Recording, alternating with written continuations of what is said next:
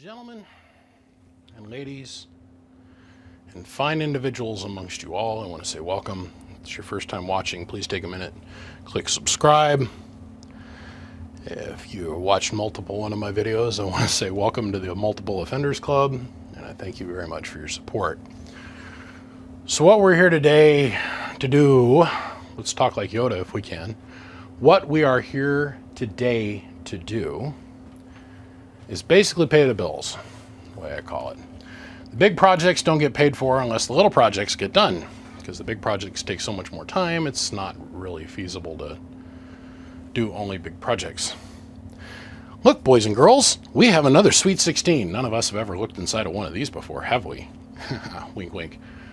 Mr. Thomas sent me this, how long have I had this thing now? Over a year ago. That's where I'm currently at, as I'm getting myself caught up. I'm taking on a bunch of work. And by the way, I got to throw this out, a big shout out. My wife says, thank you. Thank you. And I want to say thank you. All the guys that have sent in, it's been, what, 4 days? And we've got almost 100 pieces of equipment in the last 4 days for all of 2021. Every single thing that has shown up has had a great piece of paper on it that's attached with painter's tape with their name, address, and phone number, and all the contact information I could ever possibly dream to have has been attached to every single thing that has shown up here. Very clearly legible handwriting. Kick-ass, guys. You're doing great. My wife says thank you. She told me this afternoon as she was out here organizing stuff to make sure to say thanks. It means a lot. I mean, it means a ton. Let me give you an example of what I mean. This poor guy, this is the sweetest guy on the face of this earth, by the way. He's been so tender dealing with me so far.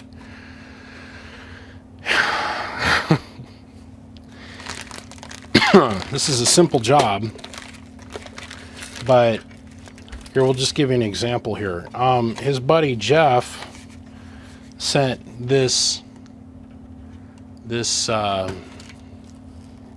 hurricane in for me to work on, but I had no contact information for the guy, the name that's on this piece of paper, right? Until I started getting phone calls, and the guy that actually owns this thing, he started texting me, he goes, hey, what's up, man? What's the deal with my hurricane? I'm like, which one's yours? Because I have two of them that are here. Here's the other one.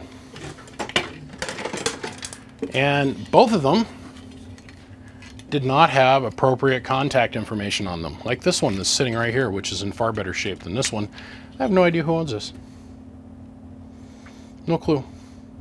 This is the way I received it. Exactly like this. Like this guy here, I had contact information, but no phone number. Could not, get a hold of anybody. I had a return address. And so I laid both these out on the table. I said, which one's yours? And he goes, well, it's this one. I was like, sweet. Had a 50-50 chance, and we scored. Kind of made the right call. So that got us halfway through our murder mystery. The second half, he goes, well, what about my Texas Star I sent up? I said, what about it? And he goes, well, it's a Texas Star 350. And then I mailed in separately on a later date two Toshibas that I want you to, look at this. I want you to replace the DEIs with these Toshibas.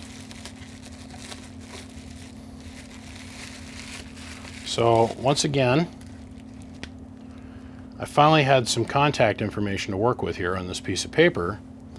So I knew that these transistors went with a project that I had ongoing in the shop, but I had nothing to attach them to.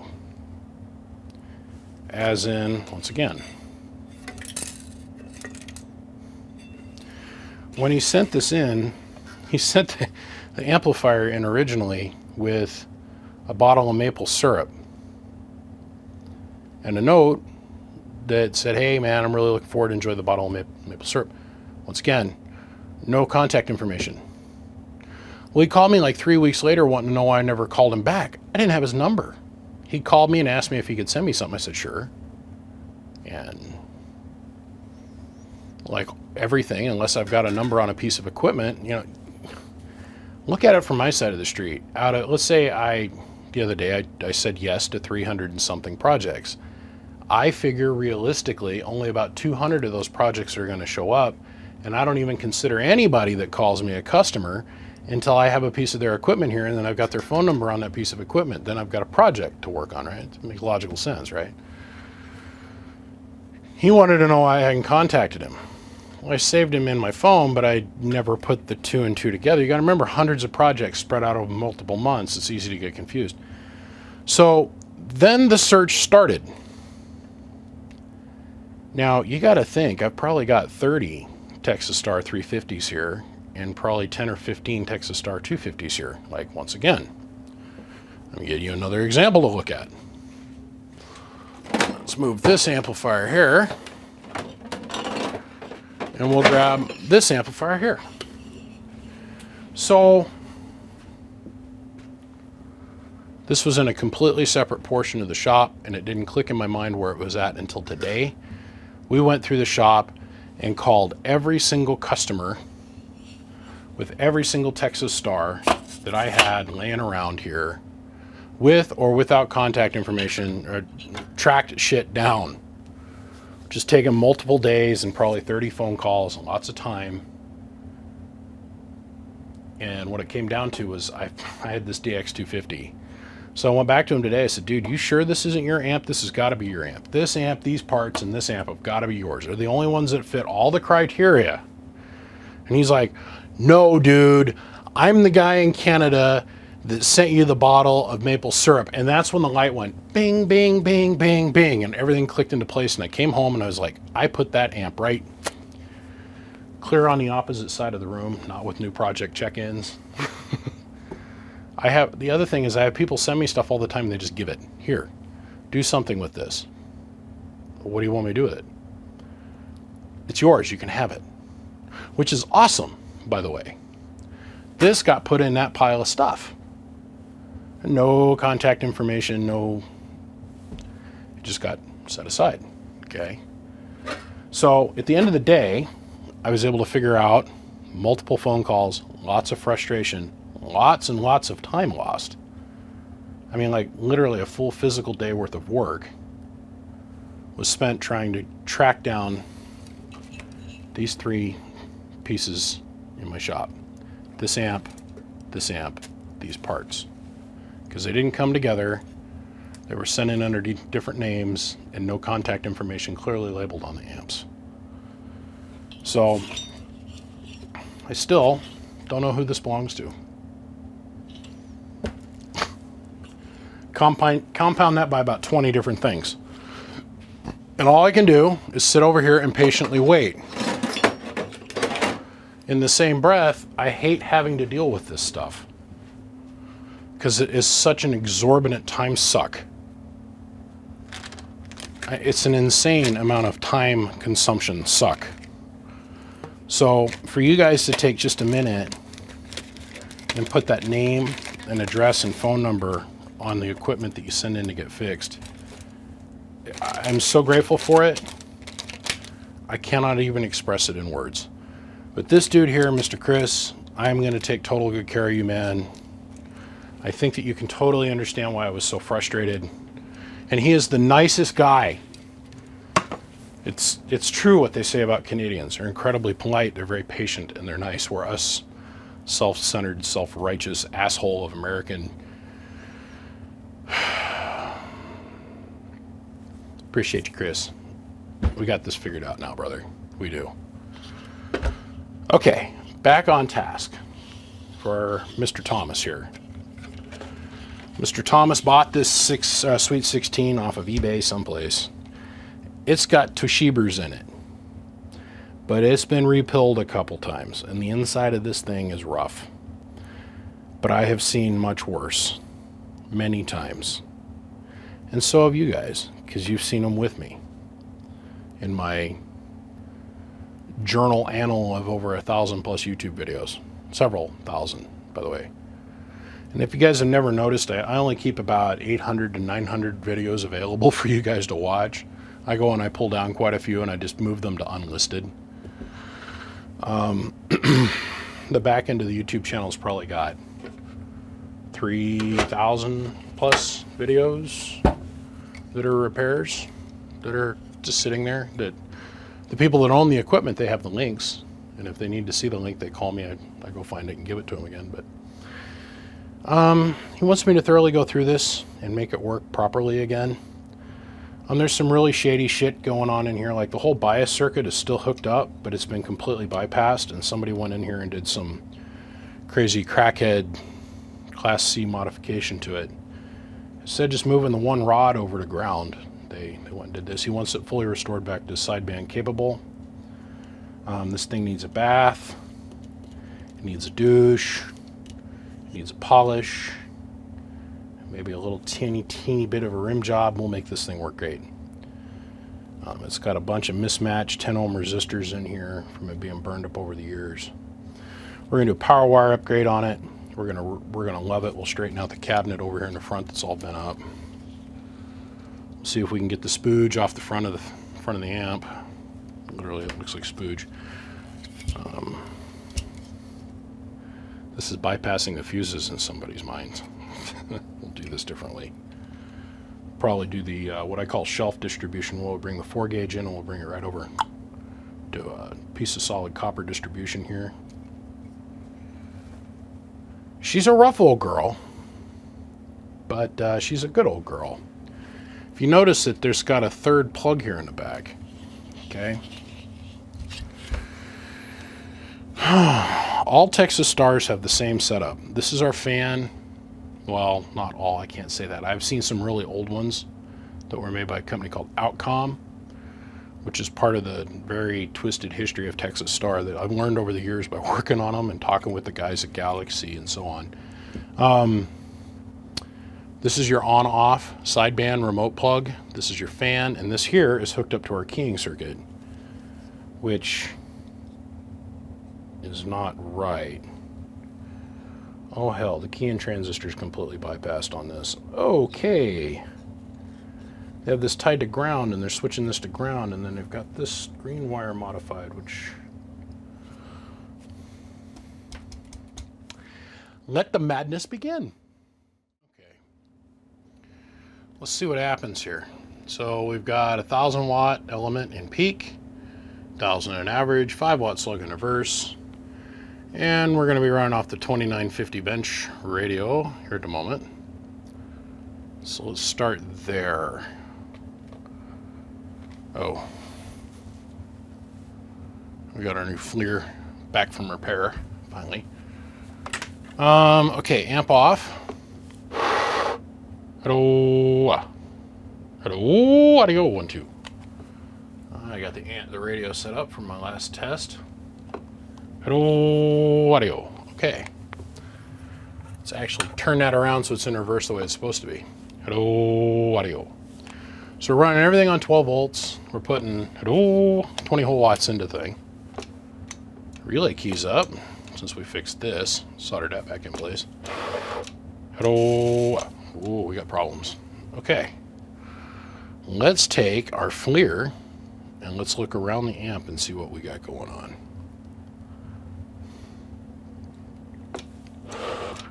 Hello. Wow. We are in AM, yeah?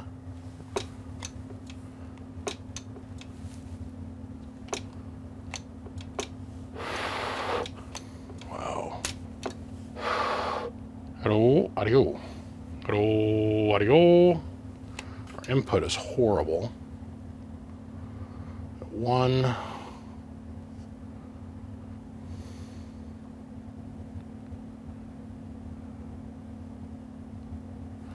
Wow, the alignment's like way off on my FLIR here for some reason.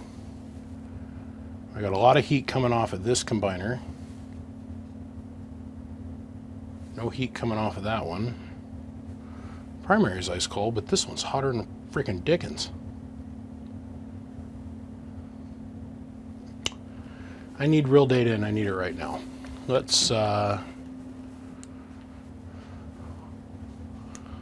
Let's jump over to the TG165. Old school, baby. Hello. These two are working. Hello. These two are working. Hello. These two are working, but they're way down on power. Hello. Those two are working. Output combiner is warm. This one's hot. This one's cold. But this capacitor is way hot. Oh, they're 120s. Oh, this box is a mess. Okay. Well, we know we got 8 working pills. And I bet you our imbalance is coming from this capacitor. Let me show you what I mean.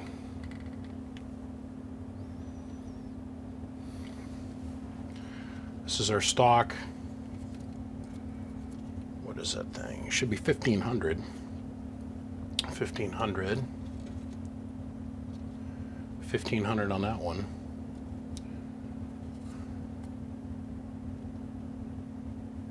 It's a 1K. What the shoot? Somebody has been in here and massively modified this thing, and in not a good way. Okay, well, we know that all the pills are working. That can give me the go-ahead to start stripping this down. 2 non-red dots, 2 red dots, red dot, and red dot. These are 7. This is a 7C, a 5I, 5I, 5I. That's an OF, a 6F, 5C, and 6L. Oh my God. It's just like a potluck delight. That's cute. This is solid core wire, by the way. Nothing we'd ever want to use going to the outside. Solid core wire once again. Why do we not want to use solid core wire? Because it doesn't put up with vibration very well. And if we had this in a mobile and it just jiggles around a little bit, it just breaks off. Okay. We got 8 working pills. Hello.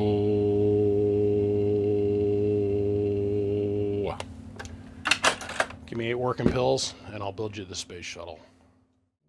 Well, since time has come, we've got all the shit taken out of this that I want to take out of it, and we're at that point where we got to do the turnaround.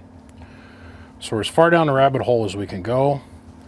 So now it's time for us to turn around and come back out of the rabbit hole. But for us to do that, first we have to wash it. So I'm going to take these 2 parts out, the output combiner and this stage combiner as well, because they have been burned more than what is absolutely necessary. There's something else going on here.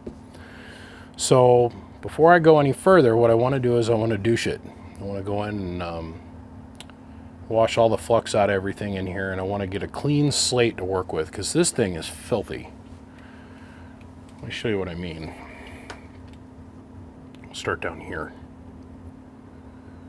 See what I'm saying? There's a couple little things I've done, like I went and I cleaned all the old solder legs. The keying transistor on this has been burned many, many times. I pulled at least 5. 1, 2, 3, 4, 5 different sets of legs to where they had just been cutting and replacing, cutting and replacing, cutting and replacing. So cleaned all that up, reflowed all these joints over here, pulled the unknownium resistor level here. I haven't bothered to measure them or figure out what it is. That resistor out. Same thing with this one. It should be a 10 ohmer. Pulled it out. Reflowed all the joints around this as well. Clean this whole mess up here. Got rid of our fuse that goes here for our fans. We're going to make that so it's constantly on. And we cleaned all this up here. So at the end of the day, which it's about my time of the day now, I'm going to wash this thing and I'm going to wrap it up. But Here's all the parts I pulled out of it that aren't going to go back in it. Not in any way, shape, or form. Just no point. Let's get it cleaned up. I'll let you see it after I get it cleaned up, and then we're going to start stacking new parts in it to make it work right again.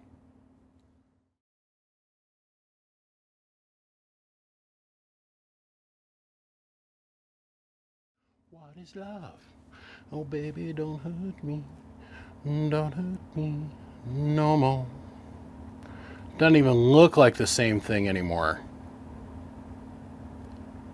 It's all cleaned up. She ready to go to prom. She shaved above the knee and every day. Okay, so this one capacitor that was supposed to be 1500 puff that they had here, which I replaced with the appropriate capacitance value, actually turns out to be 1200. 1203.7. And this little resistor, the longer that the probe stays on there, when it first started out it was 10.5, and now it's up to a 12.3 ohms, or 15 ohms, 15.8 ohms, I don't know. And jumping all over the place. I'm not touching it, and it's doing whatever it wants to do. 15.9, we all seen that, right? It was 12.5, then it jumped to 15.9. Here, let's breathe on it.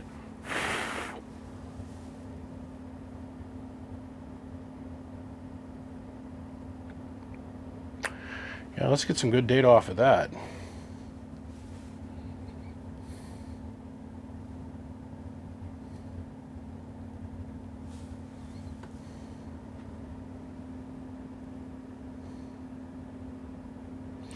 Whatever. I went through and I replaced it with the actual right 10 ohm resistors. They match everything else in the box. So this is where it sits for the night. I'm going to come back to this tomorrow. I got to let it thoroughly dry. Make sure all that the acetone and other nasty, horrible chemicals that I use that totally destroy the environment but make the electronics look really pretty are totally off of it. So I'm not breathing it in when I go and I use my soldering iron, which would be bad. That would lead to permanent brain dysfunction. And we all know there's very few cells left in my head that I have left to sacrifice to such silly things. I'll catch you. I'll see you tomorrow. Bye.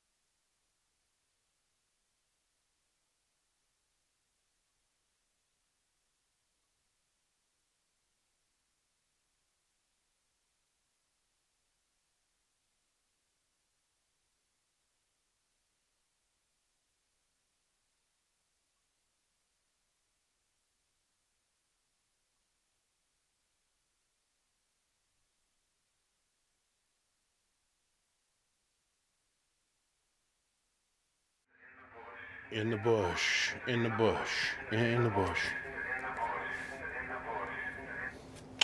So I've been sitting here jamming and just getting stuff done. And what you guys just watched me do was basically rob Peter to pay Paul. Somebody, in their infinite wisdom of electronic knowledge, hack, butchery, fuckery, went in and removed all the biasing chokes, but the biasing circuit thing left intact. Oh my God, dummies. Okay, so look, it's just you and me here. We're going to talk like adults to each other. If you want to do that, you simply take this wire, and let's see, we're going to tie it into this trace. We take this wire and take it to ground, and then we take this wire and we take it to ground, and we take this wire and take it to ground. Done. Problem solved. No more, it's class C then. It's simple. I have guys call and ask me how to do this actually legit though. So let me show you. I tell them to do all the same thing every single time, because then we at least have a piece of ferrite in play.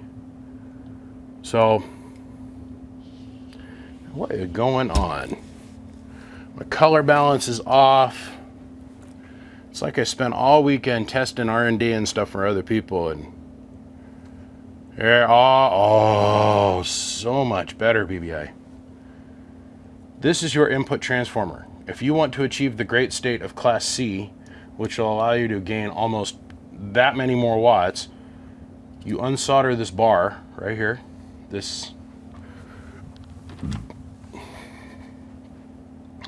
bar right here, and solder it to here, ground, Class C. Actually, usually I'll move them over here. The same thing over here, and the same thing here. You unsolder this one, go right here on the board, and then we unsolder this 01, and we go right here on the board, Class C. No more butchery involved, but people gonna do what people gonna do. The only thing I haven't shown on camera I did so far is I went from one end to the other with the Allen torque inch-pound driver, and none of these transistors were tight. These were not. That's 25 inch-pounds to the rest of you guys. It's a whole lot of torque in a motion. Not 25 inch-pounds is like dink dink. Okay, we got all the solder work cleaned up, got all the caps changed around the way they needed to be, got the caps removed that don't need to be there, which are all the ones that were through here, they're all gone.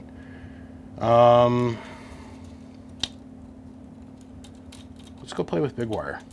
I think it's time to play with big wire. What do you think? I think it's time to play with big wire. Yeah.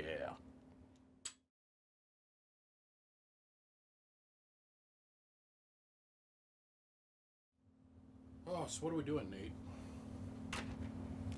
What are we working on? That's a Sweet. That's a Sweet. Who was the first person in town that we knew that had a Sweet 16? Mike.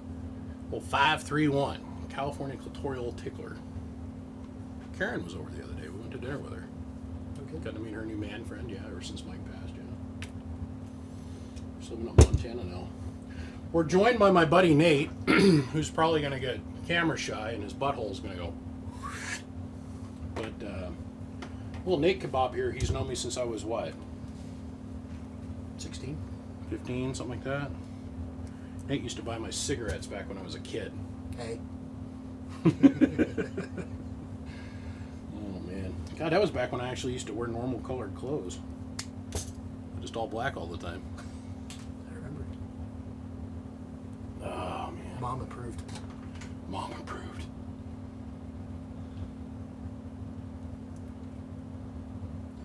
So Nate is a YouTube follower slash, well, my friend for decades.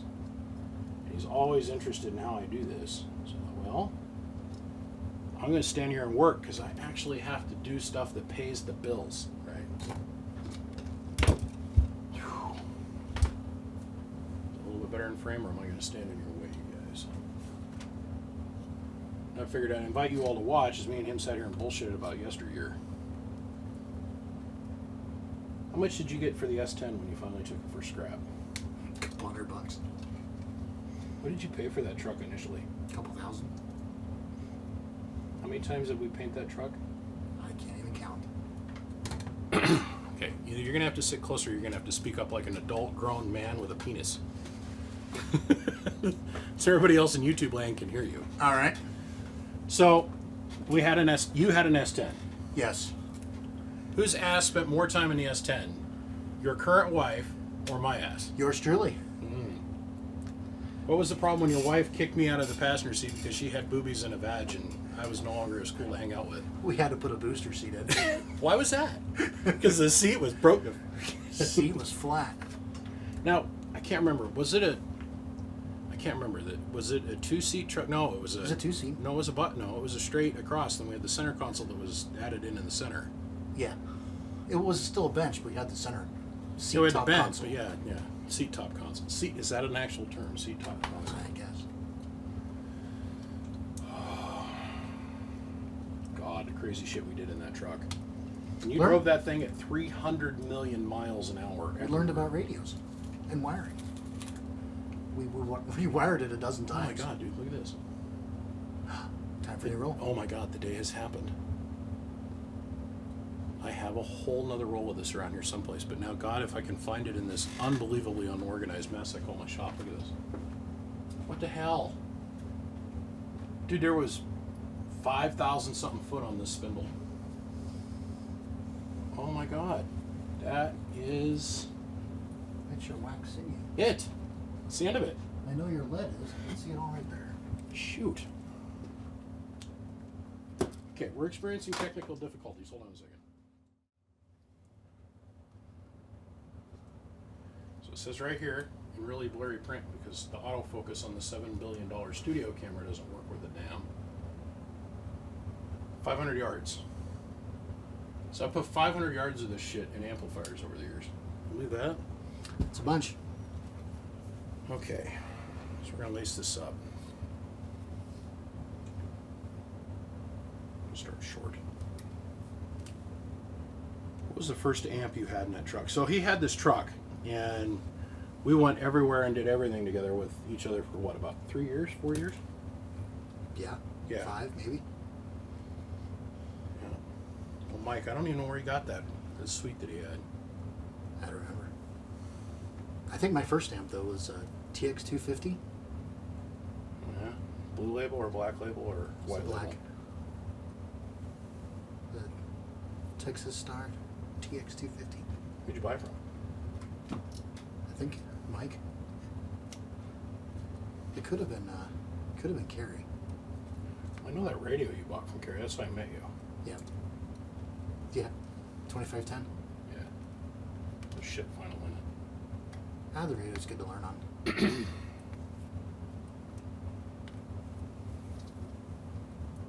turn this around.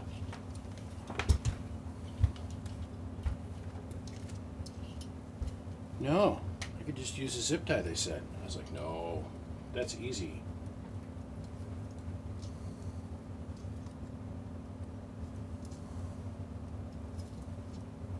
This just looks prettier in my mind. You know, the very first box I did this in was Vader.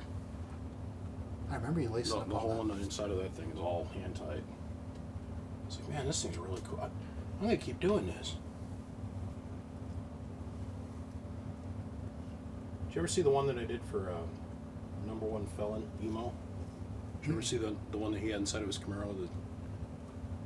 No, I don't remember that one. Yeah, I ended up getting that back through here about a year ago.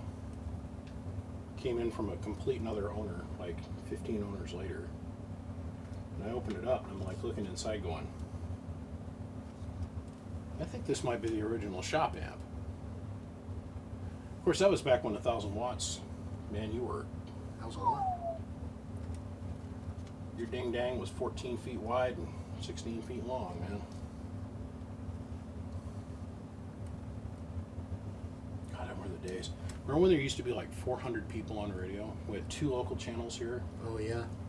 I kept a notebook that was a 3-ring binder, a couple inches thick, filled. Names, handles, phone numbers. That was a trip to see Renegade and frickin'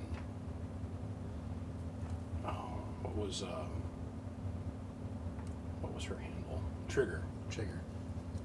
It's a trip to see them. They don't look well, Renegade kind of looks like he did. It's like the rest of these got bigger. Around. We do that. Yeah, we do that.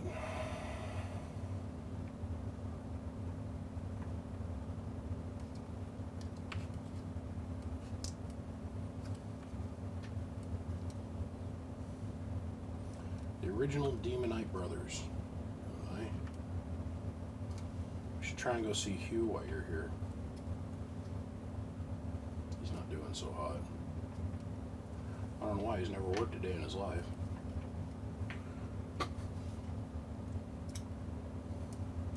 I mean, if you wanted to do a study on a human being that has spent his entire life playing video games and smoking cigarettes and drinking Pepsi. Am I kidding? I'm not kidding. No.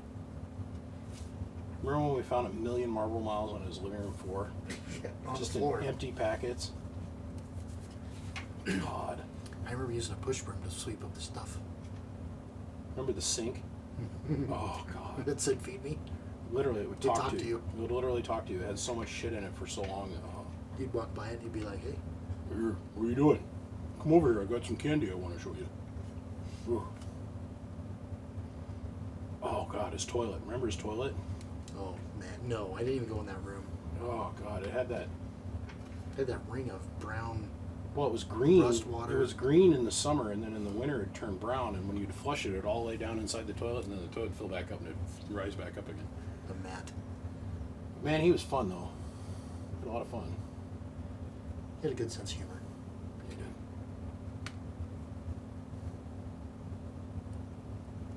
Okay.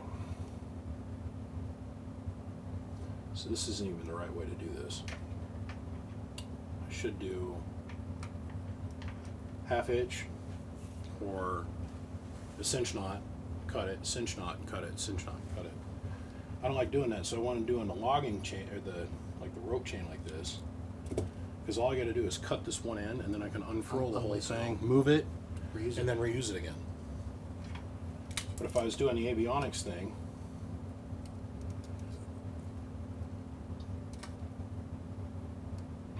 yeah, that'll work perfect. If we're doing an avionics kind of deal, I'd have to cut, tie, cut, tie, cut, tie. I went to a ham fest here last year in Seattle, and I bought a Henry. On the stand. Huh? On the stand? I think that one's sitting over there on the floor. Okay. Like this one here. It's a 4 model, 2KD-4. Yeah, on the stand. Yeah. So we go to the guy's house to pick it up because he wasn't going to drag it down to Hamfest. He just showed up with pictures. So we go down over to his house to go pick it up. And we go down in his basement and start chatting with him. And his basement's kind of like out here, but half the size with twice the stuff. I mean, it was great, dude. We came in, went down the steps into his basement. We had to make a left-hand turn, and we went. It was just like this zigzag maze that went back and forth, back and forth, back and forth. Get to the back corner, and that's where his radio setup was at. And I'm all looking around, looking at all the different stuff that he had in there, thinking, I wonder what we're going to be able to buy from him. We ended up coming out of there with a lot of stuff, but he had a whole shelf of wax string, all these different colors. I'm like, dude, so you hand tie? He goes, well, yeah, I used to have to hand tie everything. I'm like, dude, look at my hands. My hands are like, fingertips are made of wood from hand tying everything. And he was looking at me like, yeah, right, young man, you don't even know how to tie. I had Zane with me. He's like, no, he hand ties everything. It's beautiful. The guy's like, yeah, sure he does. Nobody knows what that is. Everybody's a nylon nation. That's what it is. See, so who was the first one to jump off the parking garage downtown? Was that you? I think I did it after you. Did you do the crane with me? I did do the crane. Did That was the garage. Kevin. I think that had to have been Kevin. Then. I was with a guy named Justin. Yeah. I did He's the the one crane. showing me the urban stuff. See, we went through this little phase where we had to rappel, jump, and climb off everything we could. Bridges, Bridges, buildings, buildings, parking garages. cranes. Yeah. Oh, and the occasional rock or cliff. Usually a rock or cliff each night. God, we were jumping on them like $25 ropes. Mm-hmm. The stretchy ones. They're not supposed to be stretchy. We didn't know that till after the fact. We'd get all the way down, we'd rappel down on this rope, we'd get all the way down to the bottom of the cliff and then stop, and then it would suck us back up in the air like 15, 20 feet. Mm-hmm. That was so bad, bro. God, we're lucky to be here.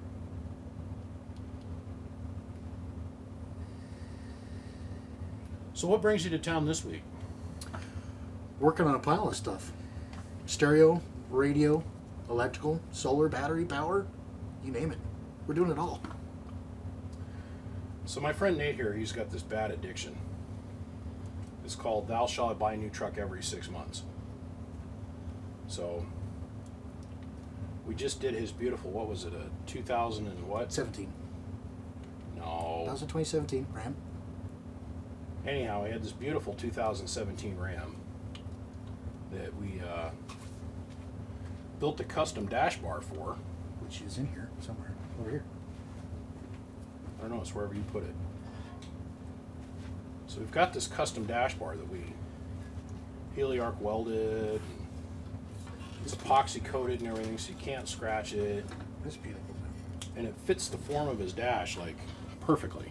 Very nice. Look at this. It's a platform for the CB radio, and it's screwless.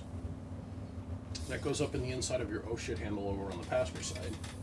And then this side goes up in the oh shit handle, and then it detaches, and that's how you swing it in and out. Well, we custom built that for his truck.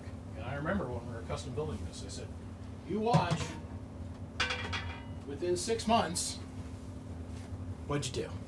Sold the truck. Asshole. Upgraded. It's true. Legit upgrade though, not, oh, I'm going to trade in my Dodge for a slightly better Dodge with 10 more horsepower and a different axle in the front. I mean, I went Freightliner. let your nuts hang out for your giant camper is good. It's got to move the home. Home's got wheels. Yeah, but it's not like no single white ghetto hoopy trailer, dude. You're It's a condo. $500,000 house on wheels, covered in solar panels, full of solar batteries. Nate is the reason I got into the DIY solar systems group. Yeah, I'll have to edit that last one out. I get myself in trouble with the Google YouTube police if I use that last one that I just said. Oof. That's pretty rough, dude. Yeah, so anyhow, I cry about the DIY solar system guys about how they don't understand anything about solder or electrical connections, even though that's their primary purpose of existence. How much more efficient is your system than everybody else's in the market? Works great. Haven't seen anyone that performs as well. How many amps can you put on it right now? Over 1,000. Continuous for an hour, right? Oh yeah, till the batteries are gone. Yeah. Everybody else in that little group, they've got like what? 10-watt systems? About their half. They're 6,000 instead of 10,000. It's fun to go into a group of peers and be like, oh, so what do you got? Wow. Yeah, here's mine. And then you just unfurl it like it's a, John Holmes penis or something. Under the table, Well, we use it. That's what's nice. It's a functional system. I have to worry about whether or not I'm going to max it out. It's just like me when I go to a break or something. How big's your setup? Oh, it's a 3CX 40,000 A7. A what? 3CX 40,000 A7. Yeah. What is that? Well, if you take 3 15s and put them in a deck, you still got to add one more to equivalent power. What? Yeah, you got to take 4 3CX 15,000s, put them in a box, support them and make them run, and then you'll be close. It's the same thing. But you don't rail yours to 100% every day. I don't even run it at 15%. And that's the difference. It's No need. you can loaf along, and if you need it, you got it. There's no need. I honestly don't think the atmosphere can hold that much horsepower. I don't. It won't. It won't take it. That and the numbers, the digits get stupid. So 3 or 4 times you got to go up to achieve 1 dB. I can't It's remember. 3. Is it 3? That's 3. Oh, there's some radio. It's still, but 1 dB. That's it. Yeah, there's some radio engineer out there that's going to argue. No, you don't know what you're talking about. Yeah. Okay, whatever. So It's an exponential amount. the numbers get big and stupid really fast. What's the plate voltage on that thing? 12,500 under load. That's under load, not resting. That was a lot of work to try and keep everything insulated to 15,000 volts in there. Yeah, because 15,000 volts floats on everything. Everything becomes a capacitor.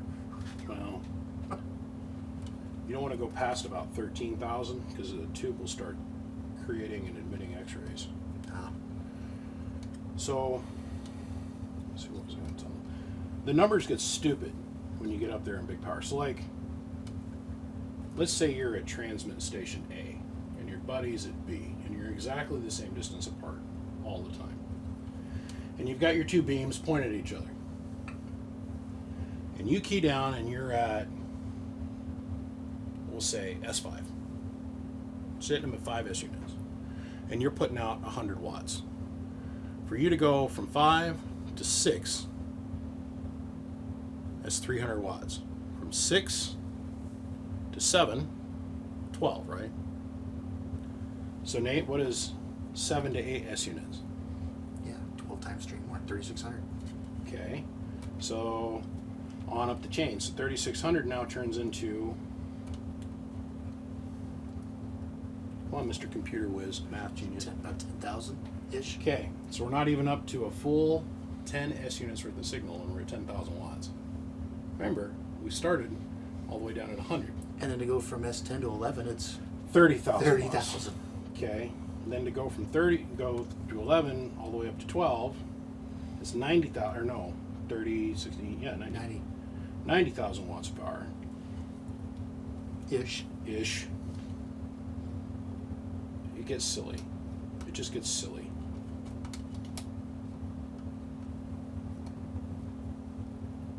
I don't think people really understand how hard it is to support that much power. Oh, your power feed. Energy from the input side all the way through the system and to the antenna without causing problems.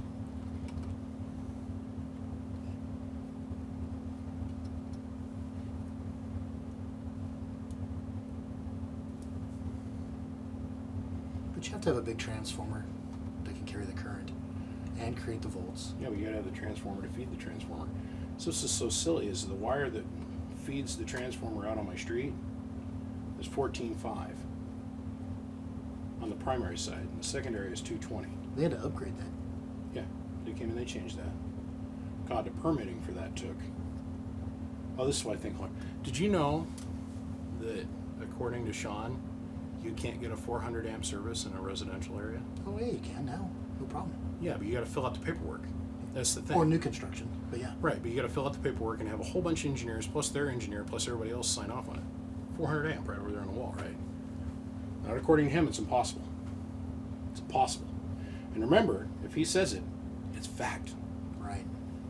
Most new construction these days has 400 amp because guys have the instant hot water heaters now. So, anywho. So you got 14.5 out there running around on that top wire on top of the pole.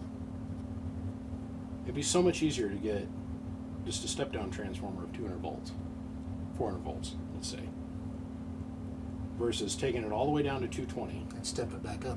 and then having to step it all the way back up to 12,000. Think about that. Yeah. You're not going to get a 10 kilovolt feed to your house though. No.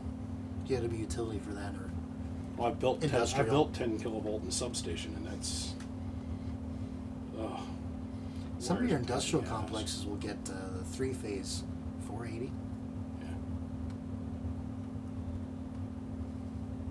But even then, you're not using 3-phase on that. And then the guys that actually get 3-phase residential, like Motormouth, they've got to have all these different weird transformers to step voltages up and down to like run the dryer, run their freaking hot water pumps, and oh, that's going to turn out pretty looking. So, back on topic. Sorry guys, we're just going down memory lane there. We rebuilt our input and output combiners because those are completely smoked. We got all the flybacks put in, but I went through and I replaced all of the disc capacitors because they were all different values. I remember documenting that when we took it all apart. So now everything's the same. We replaced this cap. I went through and I measured each one of the output caps to make sure that they were golden rocket. Had to do a lot of solder work down here, and I think part of the reason that this box was burning up is down at the very base of this combiner here. There's a little flick of solder, and it was making contact with ground on the output side going to this combiner. So now we get to do the beauty work. Cut this, arc it down here, and then we'll fan it out in a line, and we'll hook up the 4-aught, or the 4 gauge. Put an Anderson clip on it and try it. So we'll be back. So, you just bet me what, $500 if I'd stick my finger in a tub of molten lead, right? All right. Science is cool. It actually worked. Holy crap.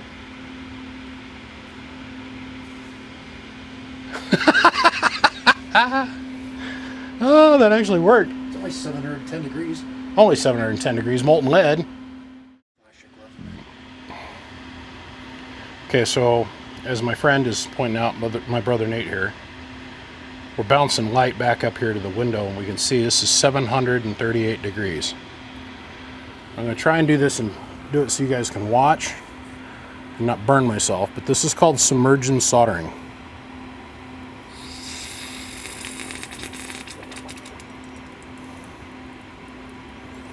We just hold that in there long enough for it to suck all the solder down in the holes.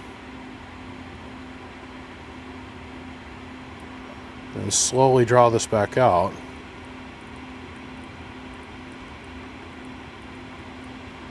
Not a better joint will be made. So that's hydraulically crimped, and now we're submerged and dip soldering it.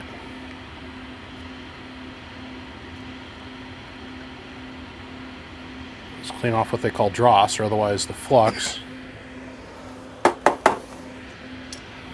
And we'll do it one more time. So, standard crimped eyelet with a couple holes in it.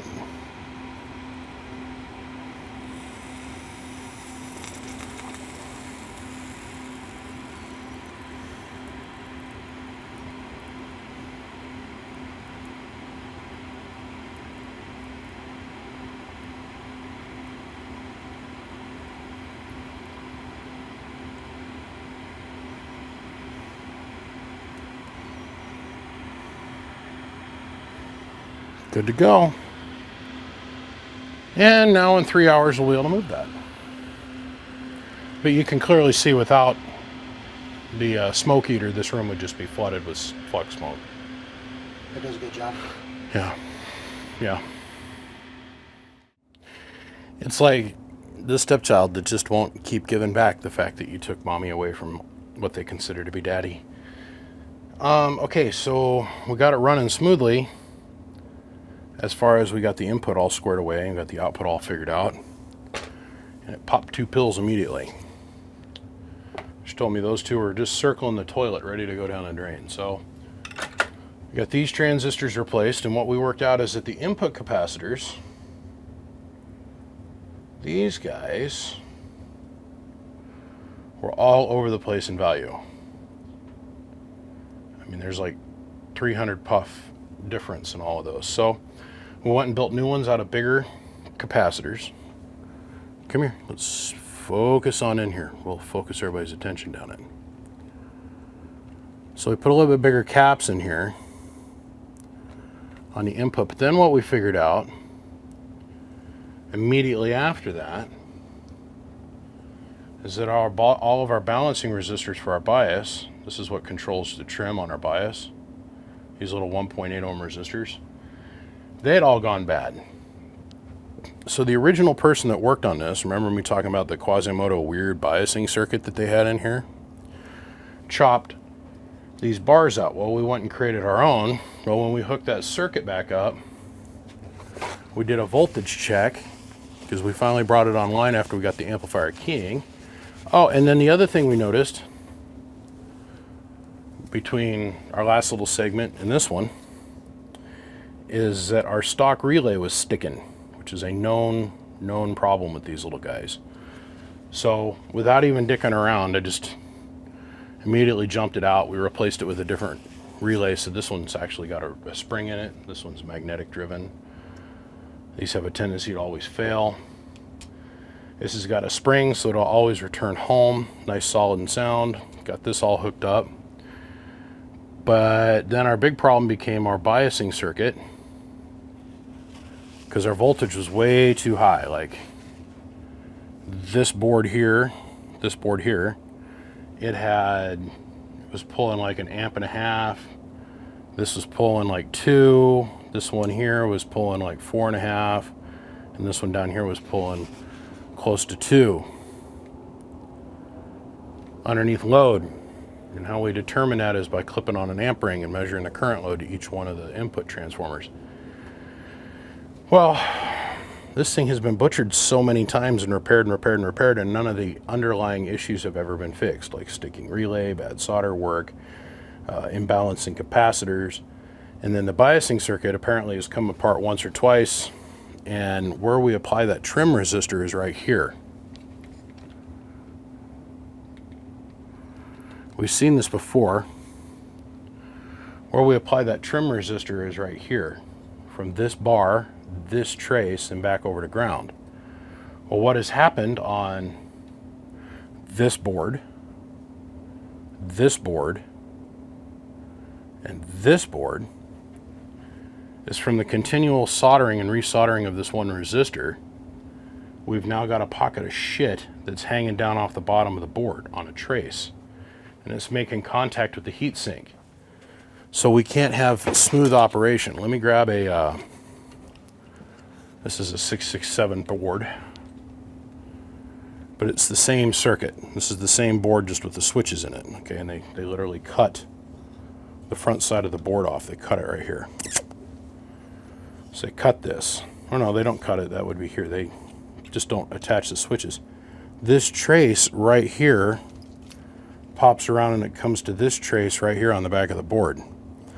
So if we were looking at the bottom side of this board, it's burbled up. There's a blob of shit that's now dropped down and it's made contact with the aluminum pan. Well, how that presents itself is our load resistors on our bias circuit, the white sandstones, these here, are getting smoking retarded hot. Every time we go and apply the voltage, this resistor is taking 100% to ground instead of passively. And that's how we determine that here, is I just lifted up the one leg of this bar, I took my load resistor and I put it on the end of the bar, and our bias voltage finally settled down. So now what I get to do is, between solder sucking and solder wicking and a little praying to Jesus, I hope that we can get rid of our ground going on in this board, and this board. This has taken, this box here should have taken me a day, and I'm on day number 3 trying to get all the little quirks out of it.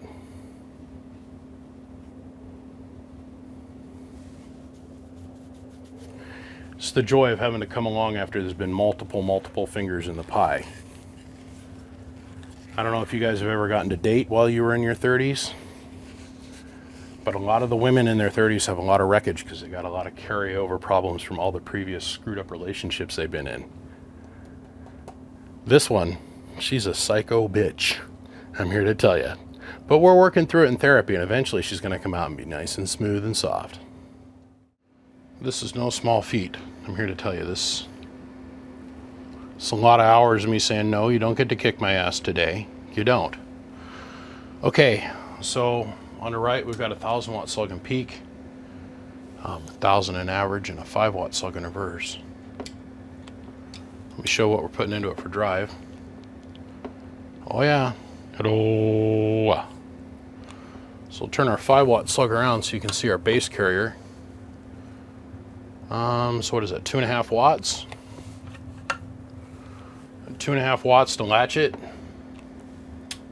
Swinging up to about 20. 2.5 watts in gets us about 110 watt carrier. Hello. Hello. About 1,100 watts or so with 20 watts of drive, which is really good, in my opinion. Is it perfectly ideal? It's as close as we're going to get.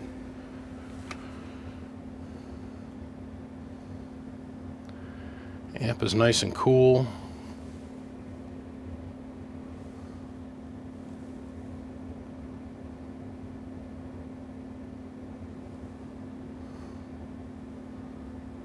Cool. The hottest thing in here is load resistors. Man, I chased all kinds of problems with the bias. To make this thing run for sideband has been a nightmare. The like on this particular board, the actual wire that was attached to the original choke fell through on the input transformer and was shorted to the board. There's another one shorted here at the center trace. This one was shorted. This one was working, and then I went along and made it. When I went to go clean the joint up, the pin fell through and shorted it out. So this has been a lot of time with little hemostats, a giant pain in the ass, to put it mildly. So now we have a 10% tolerance window that we've got to be within for our bias. Remember, bias is a unit of measure of current, but we're going to show it to you in a quick reference of voltage.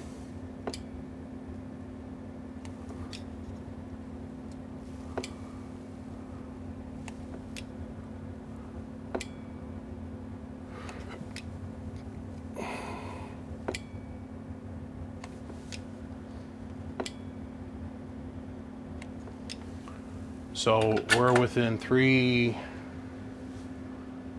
of a volt, which isn't bad. It's close. Actually, I want to change this trim resistor one more time. I think that there might be an issue here. See if we can get that back up to perfect snuff. Hold on a second.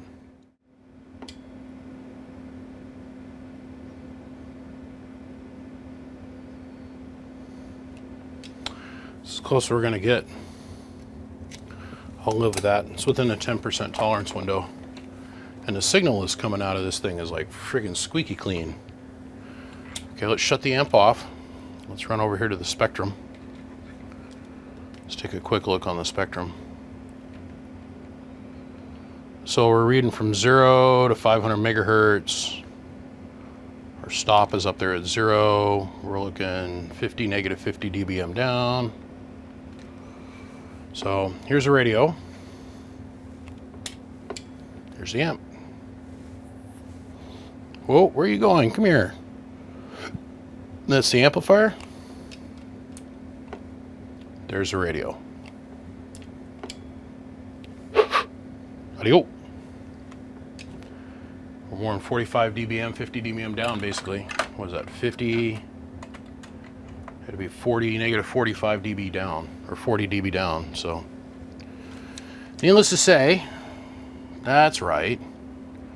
It's producing the power, nothing's getting hot, it's all running in balance. I said in balance, not imbalance. Like there's something wrong in here, it's all running evenly. So, let's bring in the fan kit and get some air moving on it, and let's run it up. Well, here we go. So what we got hooked up now is the derail 955. And we are, I think, currently on 2X. Because I just tested everything. Just change that to 1X. So now it's a 1,000 watt slug and peak. Let me show you drive from the radio.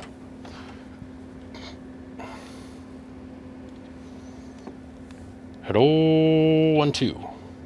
Hello, 1, 2. So we're putting about 110 watts in it or so. Give or take. Subtract a few. Add a 0 or 3. And we're going to put that into this guy. Now, I did a little bit of scrubbing because there was like shmoo on the front end of this thing. It literally looked like man juice. But it's okay, I cleaned it up. It earned itself a little BBI sticker. God knows I've spent enough time inside of this thing. It's definitely qualified for that. So let's go ahead, let's turn the amp on. Got full fans, got all 4 of them working perfectly. So the 100 and some watts, let me slide the amp over so we can actually see the meters. That's better. Okay. Hello. Hello. It's gone in the corner. Now remember, with the derail radio, I got a variable bird knob. Hello. Hello. There's 500 bird, but we'll take the variable bird and we'll turn it all the way down. Hello. We'll leave the peak knob all the way up. Here's another thing I want to show you. This is a lot of fun here. So first we're going to look at this scale, the very bottom one.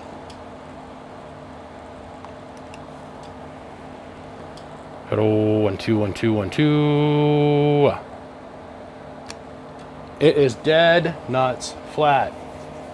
Dead nuts. So now we're going to look at a 5 watt slug. That's right here. In reverse between the derail radio and the amp. Hello, 1, 2, 1, 2, 1, 2. That's beautiful. Just friggin' beautiful. So now, let's undo that set knob. Let's float back over here.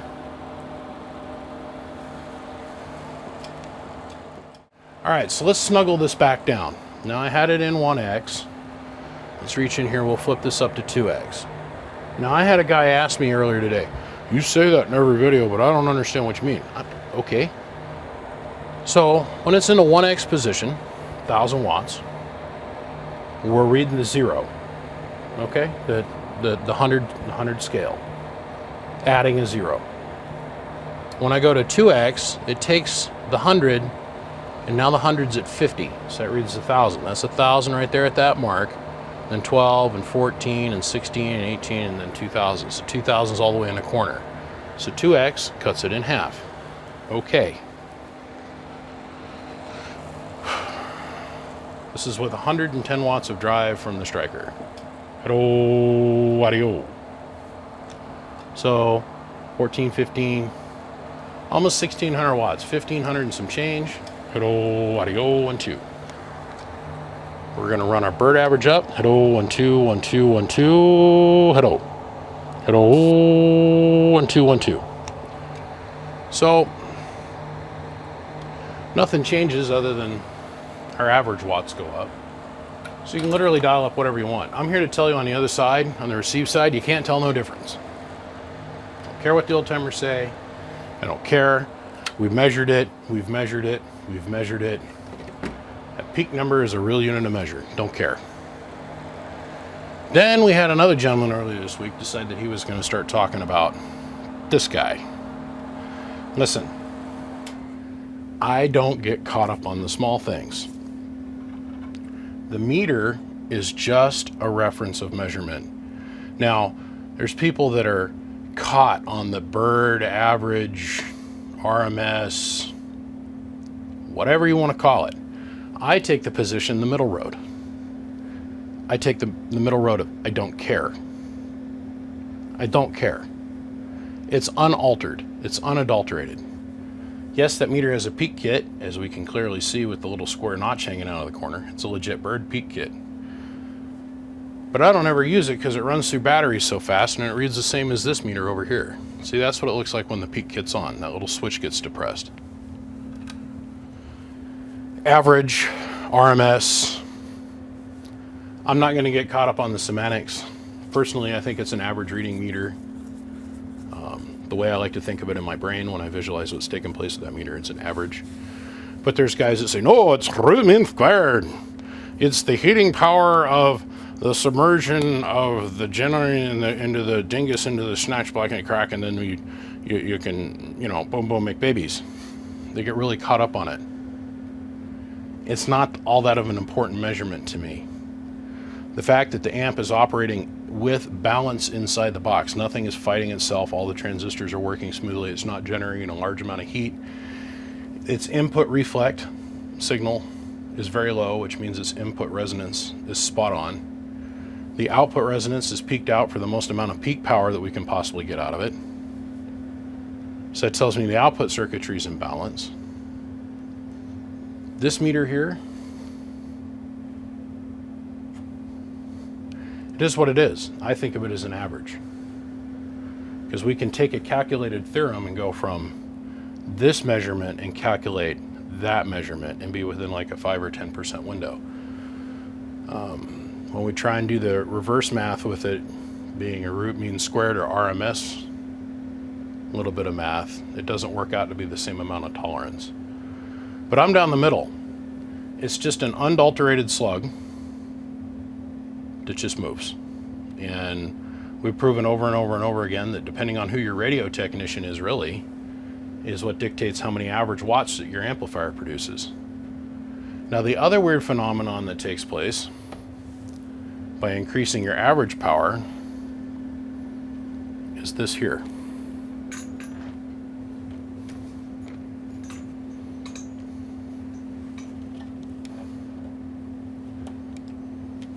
Now we're going to show this to you as a general form of measurement. And let me show you what I mean. We can clearly see our average meter, we can clearly see our peak meter, and we can clearly see our amp gauge over here. I'm going to run this with just my audio off my voice. And I'm going to turn the bird knob on the radio and watch what happens. Ready? Here we go. Hello. Oh. Ready? Here we go. Hello. Okay. 200 bird watts. Hello. About 93 amps. Hello.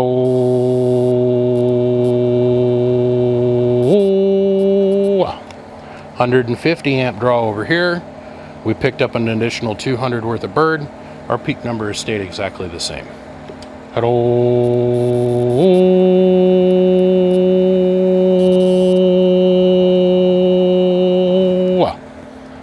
And we can run it back down again. But the peak number stayed the same. The amperage consumption changed and our average number changed.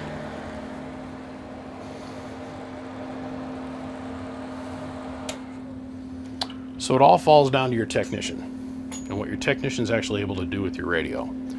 If you want to see a lot of average watts, that's great. Good deal. It doesn't make any difference to me because it's not where you get the average power. It doesn't come out of the amplifier. You can remember here in this place, I work on amplifiers. I'm not a radio technician. I understand a great deal of how the radio works. I've been around them most of my life. There was a time when I used to work on them. I don't work on them anymore. You got to choose your poison.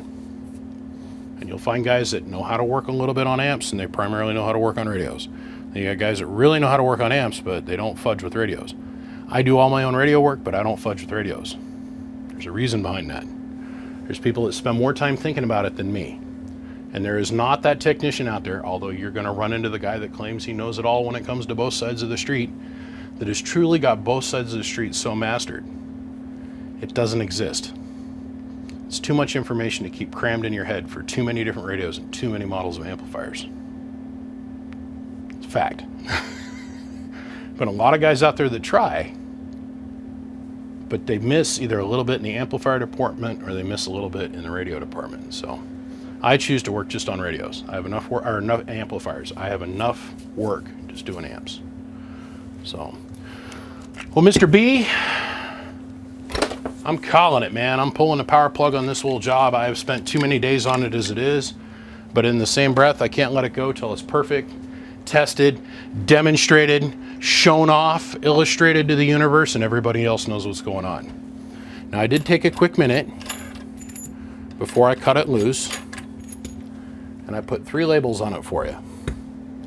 Antenna, radio, and then in the back where the fan goes in, I labeled that plug. Now, don't forget, this is the most important portion of the whole dang vajayjay. Don't forget, you cannot plug in the fan or unplug the fan with the amplifier plugged in. You cannot. Do not do it. Wouldn't be prudent. It's not smart. In the same breath, I want to show you something. Here's the stock Anderson clip that came out of this thing. This isn't a reuse. That's literally brand new. And not in the figurative sense. That is legit brand new. You cannot reuse this. This has been symmetrically hydraulically crimped, otherwise crimped 365. This has been hydraulically crimped, submerged. It's got epoxy-based heat shrink on this to help hold the joints together. This here, garbage. This here, garbage. Upgraded relay. 2 new brand transistors in it. A whole bunch of caps that didn't need to be in it in the first place. See all this stuff? Garbage. All new power wires, new grommet in the back, new distribution bus. Everything's been hand tied. About 95% of this box has been resoldered. The keying circuit completely rebuilt.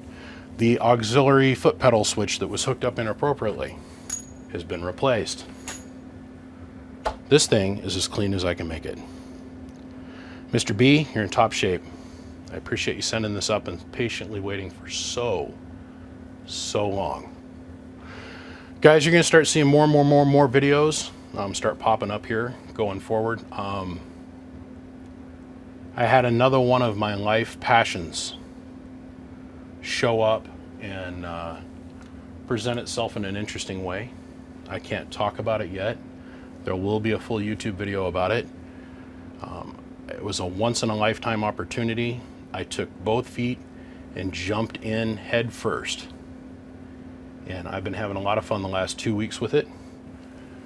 All of that is completely finished now. I got a little bit of what I call scrub video I got to go shoot. But we're going to have more and more videos starting to come out. At 3,000, I need to get it finished. I got the big red pig that I got going on, and I've also got a 4-tube 3500Z box in the works. I got this, and now I got to go work on something else. Gentlemen, be good. I appreciate y'all. We'll see you on the next one, and I appreciate y'all for watching. Bye-bye.